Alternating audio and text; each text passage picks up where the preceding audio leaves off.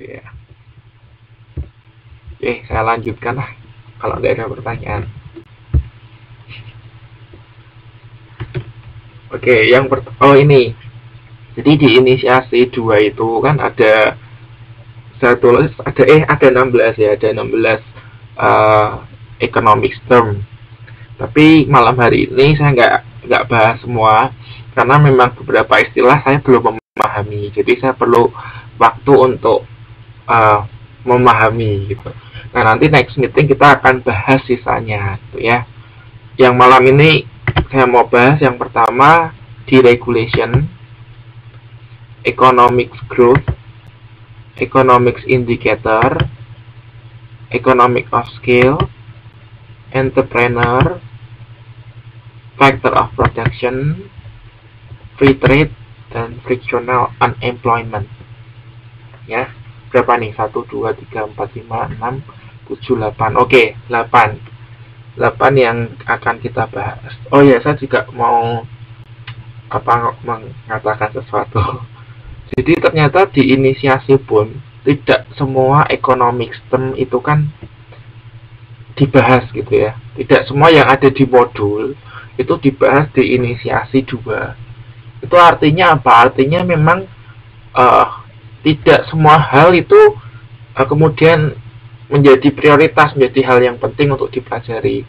Nah, oleh karena itu saya lebih prefer untuk kita belajar di inisiasi 2 saja gitu. Karena di inisiasi aja. Jadi itu saya pikir bagian yang penting sehingga itu dijadikan inisiasi begitu. Ya. Bener ya. Ini di modul lebih banyak kan? Pasti lebih banyak ya. Ya. Jadi oke, itu. Ada pertanyaan nggak? Oh nggak ada, saya lanjutkan.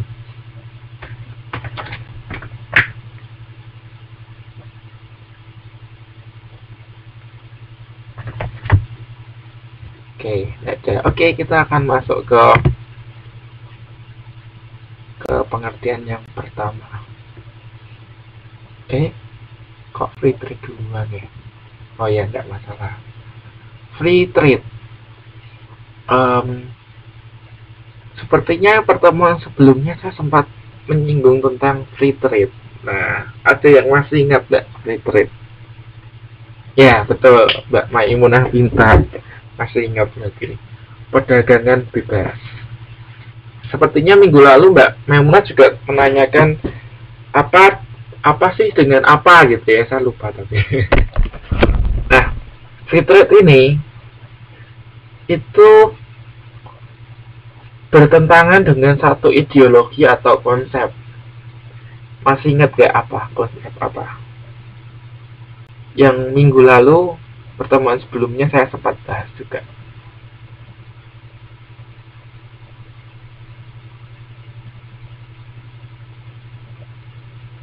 Masih ingat gak? Rupanya M. Are you sure?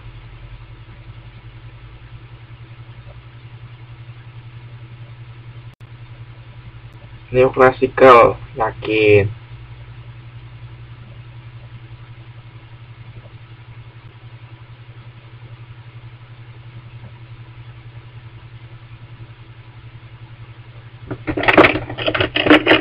Tanya M. Tanya M.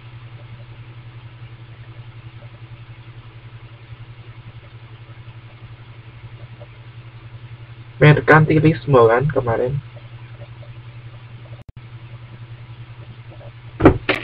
Yaitu merkantilisme. Nah, ada yang masih ingat gak merkantilisme itu apa? Minggu lalu ini tugas juga loh ya. Merkantilisme itu apa? Ada yang masih ingat?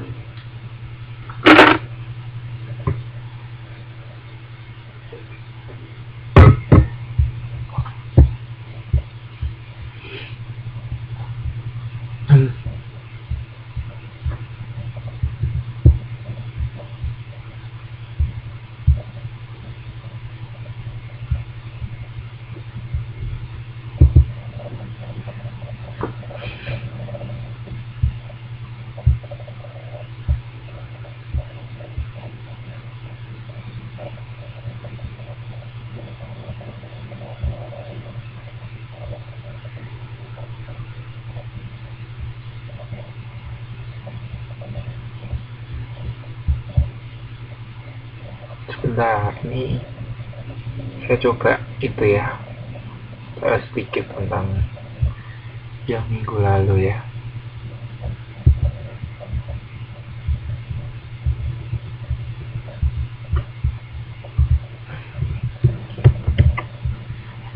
Ini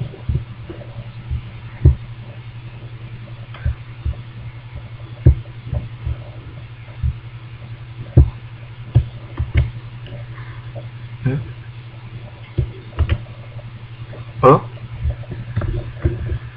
oke, ini kemarin. Jadi merkantilisme itu ini sebentar.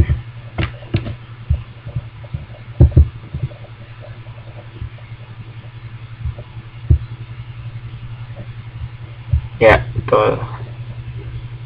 Nah, jadi kesejahteraan sebuah negara itu ditentukan oleh aset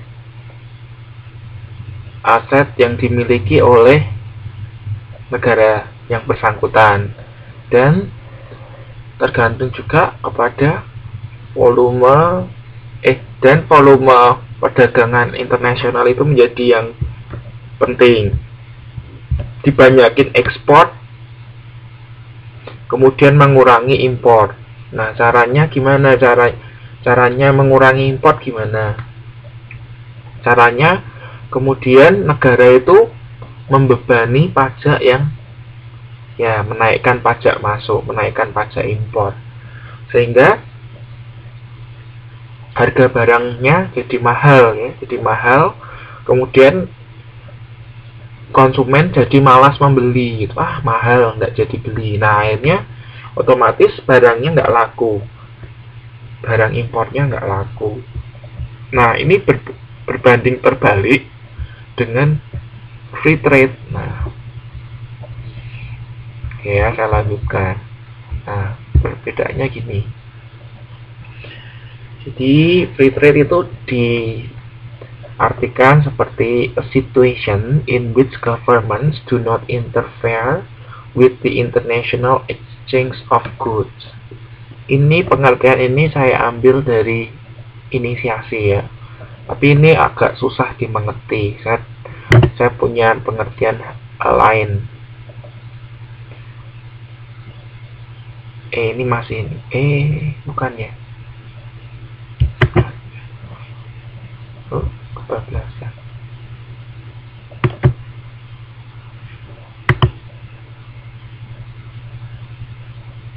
Oke. Jadi saya lanjutkan. Jadi free trade ini diterjemahkan, free trade ini artinya a situation in which governments do not interfere with the international exchange of goods. Artinya situasi di mana pemerintah itu tidak mengambil mencampuri perdagangan internasional. International exchange of goods itu perdagangan internasional.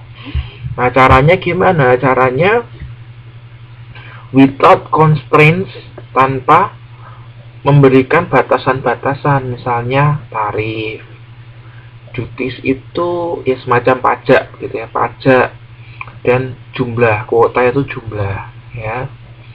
Nah, free trade ini pengertiannya seperti itu. Nah, saat ini free trade itu sudah ada di itu. Ya, betul. Waktu itu saya contohkan Malaysia dengan Indonesia. Negara ASEAN ya, negara ASEAN itu tepatnya sudah melakukan free trade ya. Tuh. Ya. Untuk free trade ini ada pertanyaan enggak? Perdagangan bebas.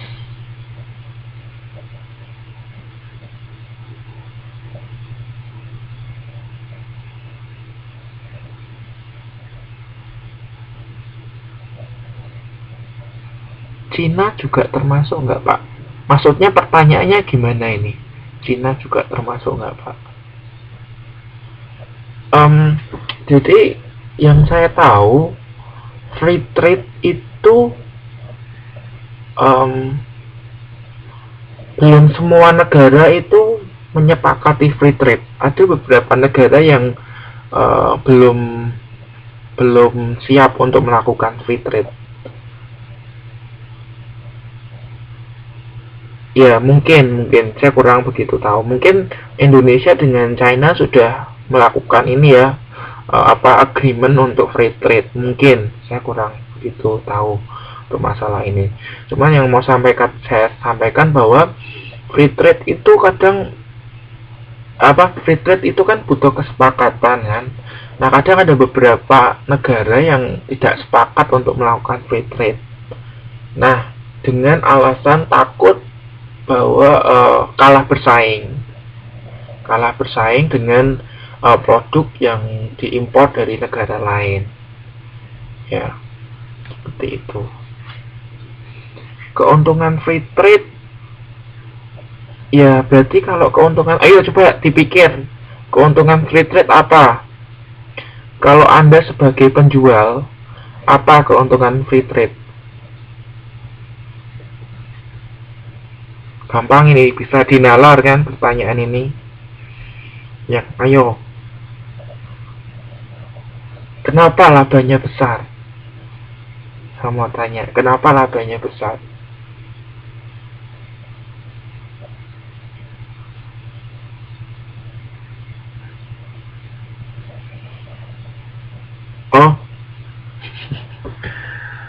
Oh, kurang tepat Andre, bukan seperti itu, bukan karena pajaknya tidak ada jadi labanya besar, tidak ada kaitannya dengan itu.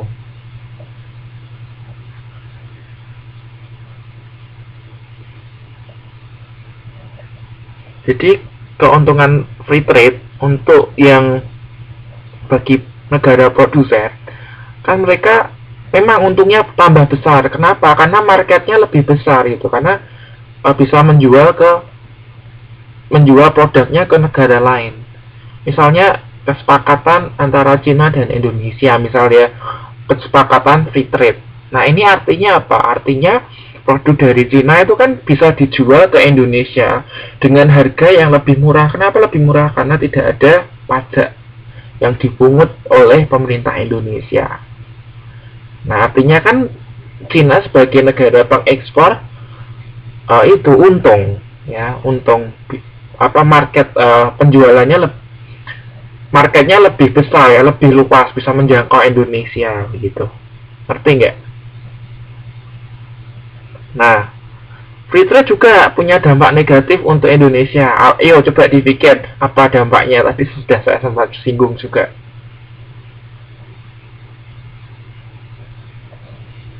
Apa coba dampak negatif free trade?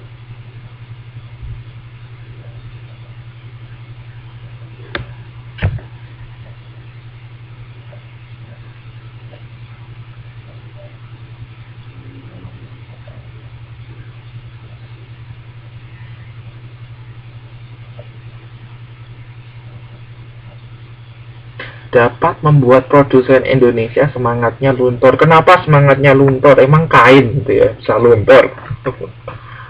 Coba dijelaskan lagi Mbak Maimunah, kenapa kok semangatnya bisa luntur?